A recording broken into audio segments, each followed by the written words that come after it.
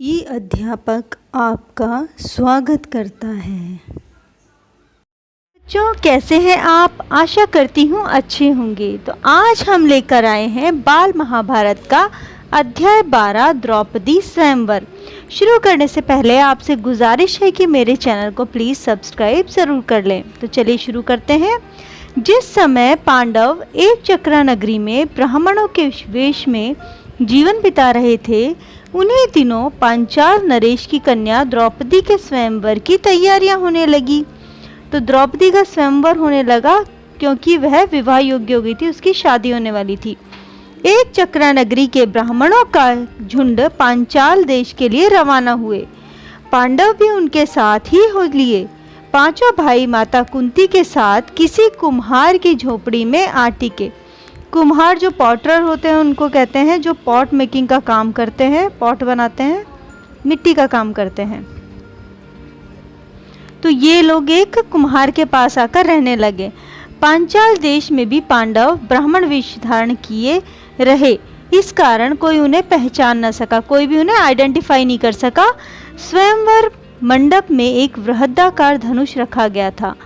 वृहदाकार मतलब बहुत बड़ा एक धनुष था, बो था, जिसकी डोरी तारों की बनी हुई थी। मतलब उसके ऊपर जो प्रत्यंचा चढ़ानी थी वो तारों की थी। ऊपर काफ़ी ऊंचाई पर एक सोने की मछली टंगी हुई थी। उसके नीचे एक चमकदार यंत्र बड़े वेग से घूम रहा था। तो मतलब एक गोल चीज़ थी जो नीचे घूम रही थी पहिए की तरह, ऊपर एक गोल्ड की फिश थी। राजा द्रुपद ने घोषणा की थी कि जो राजकुमार पानी में प्रतिबिंब देखकर उस भारी धनुष से तीर चलाकर ऊपर टांगे हुए निशान को गिरा देगा, मीन्स उस मछली को गिरा देगा, उसी को द्रौपदी वरमाला पहनाएगी। मीन्स जो उस मछली को गिरा देगा उसी से द्रौपदी की शादी होगी।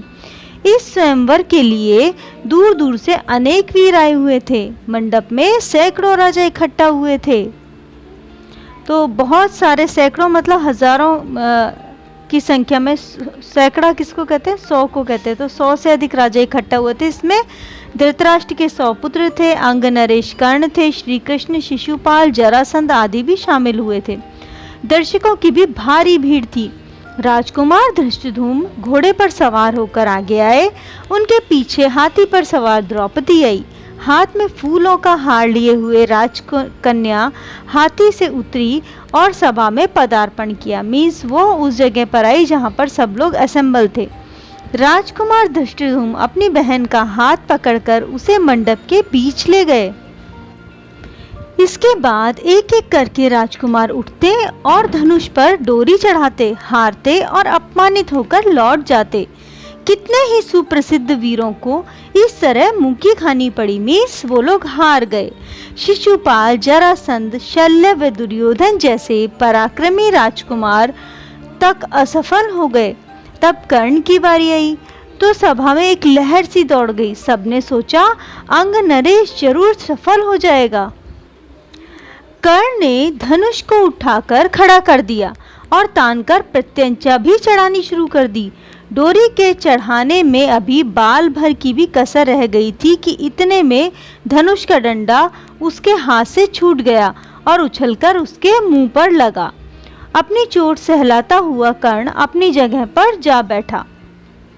तो इस तरह से कर्ण जो है वो भी हार गया। इतने में उपस्थित ब्राह्मणों के बीच से एक तरुण उठ खड़ा हुआ। तरुण मीन्स जो 15-16 ईयर्स के बच्चे होते हैं उनको तरुण या तरुण अवस्था जो होती है वो कहलाती है। ब्राह्मणों की मंडली में ब्राह्मण वेशधारी अर्जुन को यूं खड़ा होता देखकर सभा में बड़ी हलचल मच गई। लोगों में तरह तरह की चर्चाएं होने लगी। तब अर्जुन ने धनुष हाथ में लिया और उस पर डोरी चढ़ा दी। उसने धनुष पर तीर चढ़ाया और आश्चर्यचकित लोगों को मुस्कुराते हुए देखा।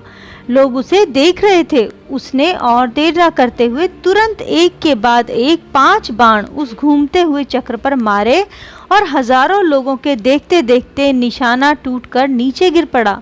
सभा में कोलाहल मच गया, बाजे बज उठे। मीन्स वहाँ पे जो लोग असेंबल हुए थे वो सभी बहुत ही अधिक खुश हो गए।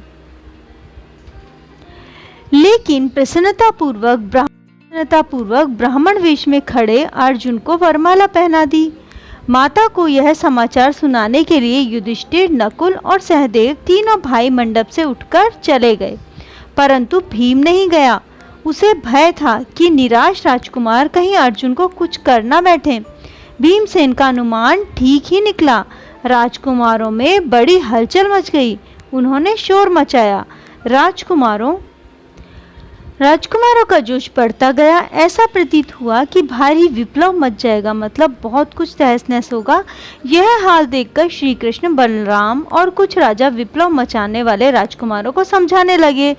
वे समझाते रहे और इस बीच भीम और अर्जुन द्रौपदी को साथ लेकर कुम्हार की कुटिया की ओर चल दिए। जब भीम और राजकुमार द्रौपदी को साथ लेकर सभा से जाने लगे तो द्रुपद का पुत्र धृष्टद्युम्न चुपके से उनके पीछे हो लिया। कुम्हार की कुटिया में उसने जो देखा उससे उसका आश्चर्य की सीमा न रही। वह तुरंत लौट आया और अपने पिता से बोला, पिताजी, मुझे तो ऐसा लगता है कि ये लोग कहीं पांडव न हों। बहन द्रौपदी उस युवक की मृगछाला पकड़े जब जाने लगी तो मैं उनके पीछे ही हो लिया। वे एक कुम्हार की झोपड़ी में जा पहुँचे। वहाँ अग्निशिखा की भांति एक तेजस्विनी देवी बैठी हुई थी। वहाँ जो बातें हुई उनसे मुझे विश्वास हो गया कि वह कुंती देवी ही होनी चाहिए। तो धृष्टद्युम्न, जो द्रौपदी का भाई था, उसने इन लोगों का पीछा किया और जाना कि वे लोग पांडव हैं। तब राजा द्रुपद के बुलावा भेजने पर पांचों भाई माता कुंती और द्रौपदी को साथ लेकर राजभवन पहुँचे। युधिष्ठिर ने राजा को अपना सही परिचय दे दिया। यह जानकर कि ये पांडव है, राजा द्रुपद फूले न समाये। उनकी इच्छा पूरी हुई। महाबली अर्जुन मेरी बेटी का पति हो तो फिर द्रोणाचार्य की शत्रुता की मुझे चिंता नहीं रही। यह विचार कर उन्होंने संतोष की सांस ली। माँ की आज्ञा और सबकी सम्मति से द्रौपदी के साथ पांचों पांडवों का विवाह हो गया। तो इस तरह से द्रौपदी का स्वयंवर समाप्त होता है और द्रौपदी की शादी जो है वो पांचों पांडवों के साथ हो जाती है। तो ये लेसन यहीं ख़त्म होता है। आपको कैसा लगा प्लीज़ कमेंट बॉक्स में ज़रूर लिखें। हमारे चैनल को सब्सक्राइब करना ना भूलें।